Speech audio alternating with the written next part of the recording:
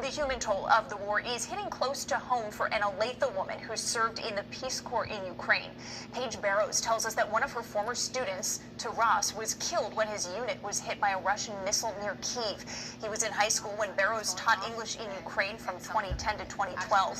Since the war began, we've been following Barrows' efforts to help her friends there. She says losing someone she knew underscores the cold reality of what's happening.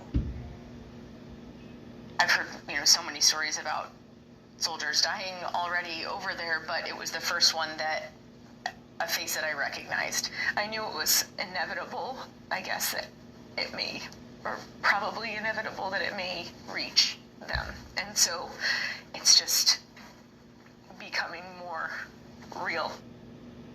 Coming up at 5 o'clock, we'll show you how donations Paige has raised here in the Kansas City area are directly helping Ukrainians and why that help is becoming even more. Is mourning the loss of a former student there. She taught English in Ukraine during her time in the Peace Corps. KMBC 9's Emily Holwick spoke with her about that loss and how she is helping friends still in the country.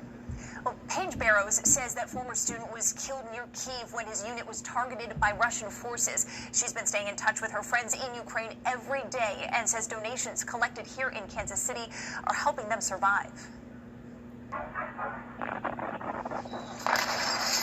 As Russia continues to ravage Ukraine, one casualty hits close to home. It was the first one that a face that I recognized. Paige Barrows says a former student named Taras was killed when a Russian missile hit his unit near Kyiv. Most likely because someone shared a video on social media that indicated where they were. Barrows met him while teaching English in Ukraine with the Peace Corps. She says the loss has been devastating for the village where she worked. And I think that the passing of this young man in their community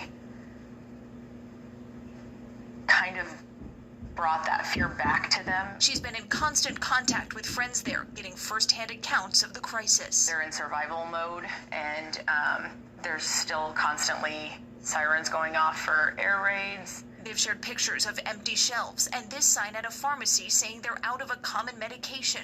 Paige has raised money here at home to help buy food and supplies where they can. It really shows them that people aren't just posting on social media that we think, thinking about you, but not the people are taking action. That's most importantly giving them hope.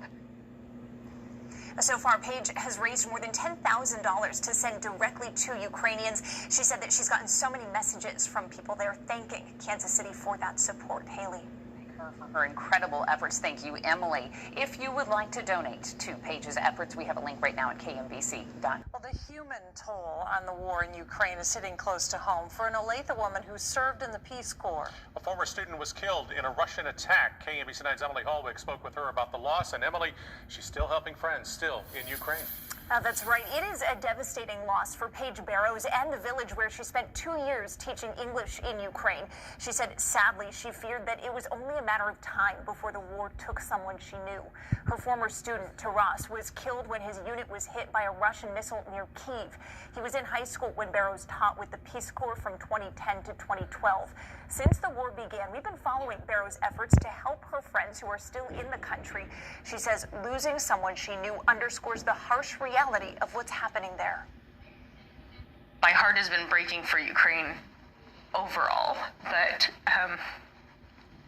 I knew it was inevitable, I guess, that it may, or probably inevitable that it may reach them. And so it's just becoming more real.